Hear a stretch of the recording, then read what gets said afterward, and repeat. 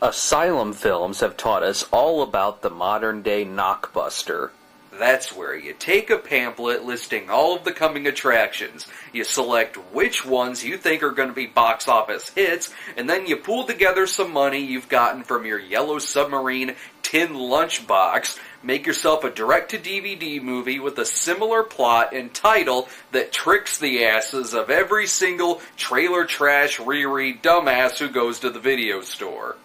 Look at some of these titles. Sometimes they can get a little clever, but other times it's like this. What the hell? They just pluralize the original title. And it's funny too when the knockbuster makes more money than the movie it's inspired off of. But now we've been taught by a little company called Asia Vision that you don't even need to make a whole other movie to capitalize on the success of another. You can just dig through the trenches of Italian cinema, find something relatively close, and then, bam! You've got Inglourious Bastards 2, Hell's Heroes. What the fuck? I've never heard of this movie until recently. It's a little hard to find some information on this movie because every search you do for Hell's Heroes, this movie's most common title, will just lead you to a list of alternate titles for the 1978 Inglourious Bastards. Even IMDb seems to be drunk off their asses in regards to this movie, and I mean that literally. Look, click on the Hell's Heroes page, and one of its images is just a poster for The Hangover. By the way, what the fuck's the deal with the titles using the words Hell and Heroes in about a third of every war movie? That's been going on since the 1962 Steve McQueen movie Hell is for Heroes. What does that even mean? Why would heroes go to hell? And what, does that mean that villains go to heaven?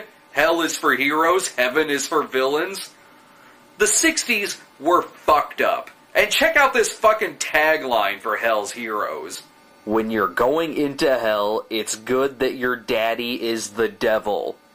First of all, I get the feeling that some non-English speaking guy put that tagline together and thought that it rhymed. Second of all, it makes no fucking sense. So our heroes are going to hell, but that's okay because most of them are made up of demons? Okay, so let's talk in more detail about this particular piece of War is Hellsploitation cinema. I'm guessing Fred Williamson's involvement is what caused them to slap Inglourious Bastards 2 onto it. Makes more sense than calling it Gibbs Black Caesar 3. I'm guessing this is also a World War II movie. Watch out! Okay, so it's Vietnam.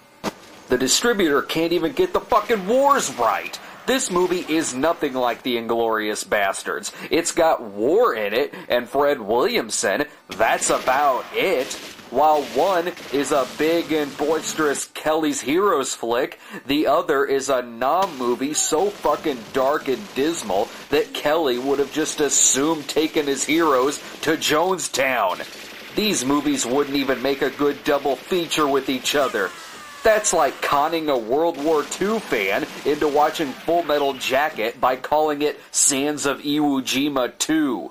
The star of this movie is Miles O'Keefe. How much Keefe does it take to end the war in Vietnam? Miles O'Keefe. Actually, Miles O'Keefe is pretty badass in this movie. He plays Sergeant Darkin, who I assume is their resident Clint Eastwood impersonator. This goddamn war's a fucking waste. I'll be glad to go home. It gets so much like Eastwood that sometimes it just specifically goes into a Dirty Harry impersonation. How's that sound? We got a deal?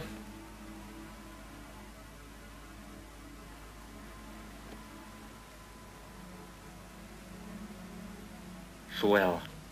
Great. I can't tell if he's pissed off at the war or if his bulldog named Meathead just shit on his carpet. Sergeant Darkin is put in charge of a squad of soldiers who are ordered to chaperone the visiting senator from the U.S., played by Chuck Connors. And this goes about as well as when Chuck Connors played a camp counselor.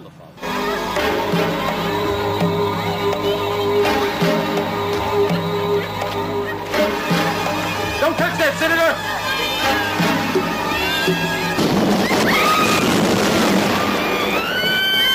Yikes. It's exactly what happened on my prom. It's okay, though. Chuck Connor's spirit is now free to roam the earth and make as many mannequins out of human body parts that he wants. After the explosion, Sergeant Darkin is blasted into the water, where he later wakes up and tries to find his way back to his platoon. But check this out. He's arrested and is going to be court-martialed for going MIA. He was blasted into a lake, survived, and that's considered going MIA? What the fuck? We spent an entire movie getting Sean Penn busted for rape in Vietnam, but Sergeant Darkin is immediately arrested for nearly getting blown to bits? Well, being arrested in Nam isn't so bad, I guess. Sure, you get beat up by all of the officers, but after that you get to hang out with Fred Williamson. How cool is that? Maybe he'll even give you one of his cigars. When the prison camp is attacked by the Viet Cong, Sergeant Darkin, Williamson, and a few others escape. I would go into the other soldiers for a little bit, but this fucking movie makes it almost impossible to do so. I'll get into that in a second.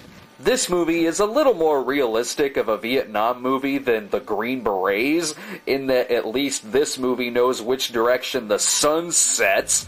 The problem is that every single night shot in this movie is shot using that ridiculous day for night technique. This was a stupefyingly ridiculous practice used so that all the filming could be done in the daytime, and in the nighttime scenes you could see the actors' faces as well as the blue fucking sky.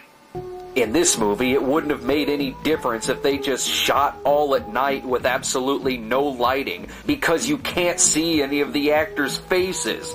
Oh sure, you can see the fucking blue sky in the background, but you can't tell which fucking actor is saying which line.